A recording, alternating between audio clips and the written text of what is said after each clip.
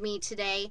Today is July 20th, and I'm going to be talking to you today about a number of things. First of all, for those of you who have watched me on Embracing Your Greatness, you know that this show is about reestablishing the dignity of the human person, and that I look to the Holy Father for the direction of the shows. And this month, the Holy Father has asked us to pray for those. Let me just read real quickly what the exact intentions are. Is that Christians may contribute to alleviating the material and spiritual suffering of AIDS patients, especially in the poorest of countries. And his missionary intention is that for religious who work in missionary territories, that they may be witnesses of the joy of the gospel and living signs of the love of Christ. So what I have made this month about is dealing with talking about the difficulty of the material and spiritual woundedness of our culture.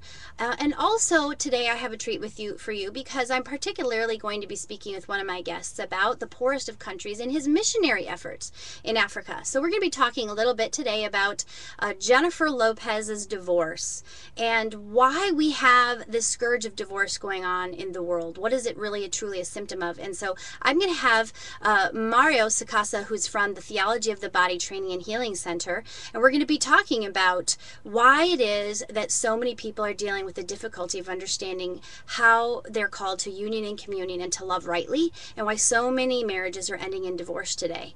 But my first guest today is going to be Ajid. Ajid, are you on the line with me?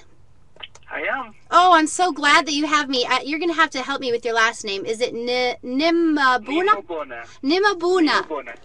Uh, Yes, and now, thanks for having me. you're welcome so much. Now, Ajid, I'm just so very impressed by what you're doing. You really are a missionary because you yourself are from Africa and you yourself know the difficult life of living in the poorest of countries and the impoverishedness of really not even having some of the things that we here in the United States consider. We don't even consider a luxury. We call it a necessity, but it most certainly would have been considered a luxury to your family, right? Yeah, that's right. So why don't you share with my audience, because you have been given your yes, you've embraced your greatness by your living out your yes to God, and that is sharing your time, your talent, your treasure of bringing awareness to the world about the very real need for education and catechesis, bringing Jesus Christ to the poor people of the Burundi area of Africa. And you know, this part of the country too, all of Africa really is where the AIDS virus is the most prevalent, and the poverty and just the difficulty. Please share with us how God placed it on your heart to make this kind of the thing that you're called to do with your life.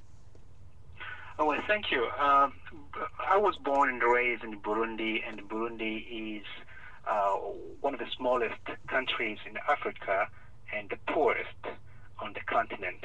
It's south of Rwanda, west of Tanzania, somewhere in the central east of the continent. I am a product of charities, Catholic charities myself. I wouldn't have been able to go to elementary or secondary schools without Jesuits and other missionaries who did help me and many other kids go through school. Well, now I was able to graduate and go to college and now have a job and I live in America, at least, which is for me the heaven on earth. I know many people haven't really known where Burundi is, what Burundi is a country, but I have to tell you that Burundi has around 4 times less income than Haiti.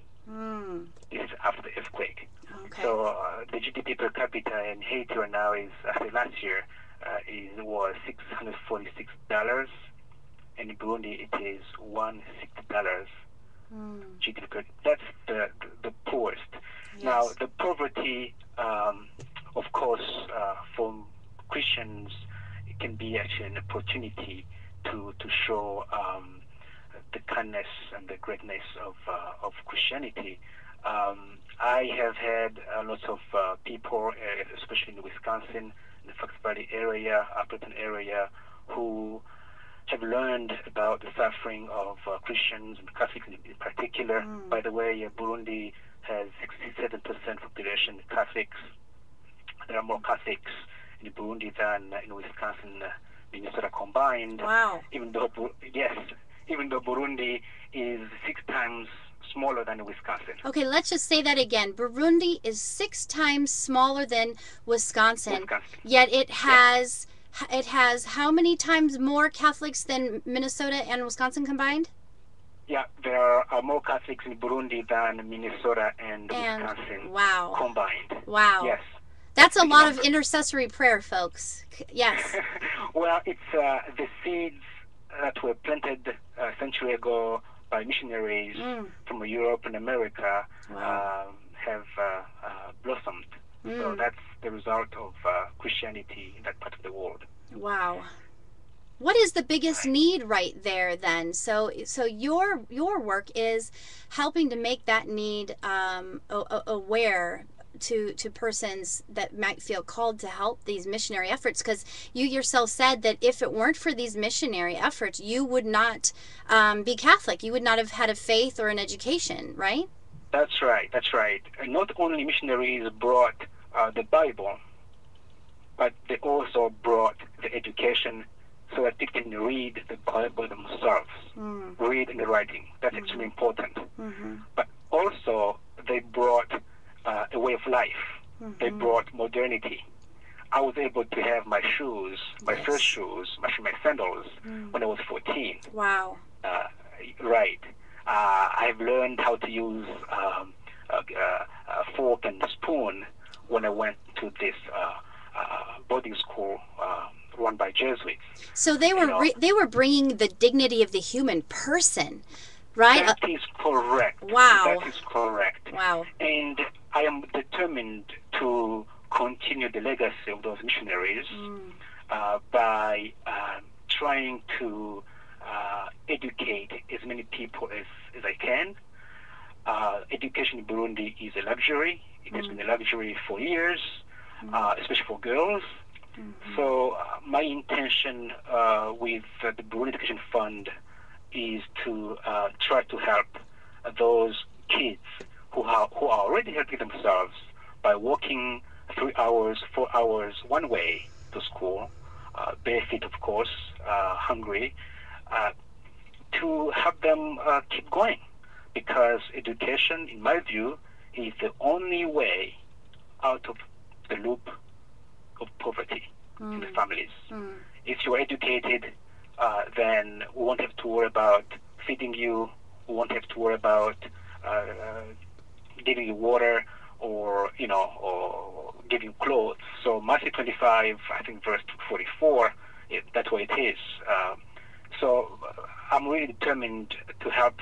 Well, of course, there are thousands and thousands of indigent children, extremely poor children who are in secondary school and elementary schools. I want to focus only those who are in secondary schools, grade 7 through grade 13. Those have lost parents during the Civil War over 13 years, from 1993 through 2006, and those who have lost parents through HIV/AIDS, which has been just a tragedy in that part of the world. So that is my goal. This year we want to help around 100 kids who can go to school without worrying about $29 a year for school fees and board. $29, Ajit? Did you say $29 is all it costs for? In Burundi, currently $29 a year. Wow. Pays for tuition, room and board in a secondary boarding school. Wow. Yes, and of course, for many people here in America, that just it doesn't make sense to them. But $29, that's a lot of money if the GDP per capita is $160. Now I try to invite people to donate $150 a year. That covers the tuition fees, room and board, the school supplies, uniforms, transportation, medical checkups, actually two of them, and things like soap, toothbrush, and so on. Right. $150, that is what it takes to keep one high school kid in the school for 1 in per year. Wow. So and of course that's a lot of money in Burundi, and but that's the cost of education over there as of today. Well, we only have 1 minute left, so I would like it, Ajit, if you could tell me. I'm going to do two things for you. Number one, I'm going to set up an app on my blog for anyone who wants to donate that $29 to sponsor one student. I'll set that up and get that over to Ajit. If you'd like to do that, you can go to embracingyourgreatness.blogspot.com, and there will be a contribute app on the upper right hand side that I will set up for Ajit. But can you let people know if they want to come directly to your website, directly to what you're doing, and get more information, or to maybe sponsor a child for their lifetime, that $150? Where can they reach you, Ajit? They can reach me on the website www.educateburundi.org. Okay. Educate Burundi, one word, .org. They can also call me directly at 920-540-7486, and I can give more information over the phone, or can send them information in the mail as well. Okay, so that's educateburundi.org. I will put links on our Facebook page of Embracing Your Greatness for anyone who's interested in more information on that. I want to thank you so much, Ajit, for all that you're doing and being that answer to Pope Benedict's call for us to help alleviate some of that material and spiritual suffering of these impoverished countries. So thank you so much, and I hope that Our Lady of Guadalupe helps to guide and protect your efforts. Thank you so much. Thank you so much. Stay with us, where I will be speaking with Mario Sacasa about Jennifer Lopez, as well as the difficulty of divorce. Why is this a scourge that we're dealing with right now in our country? Stay tuned.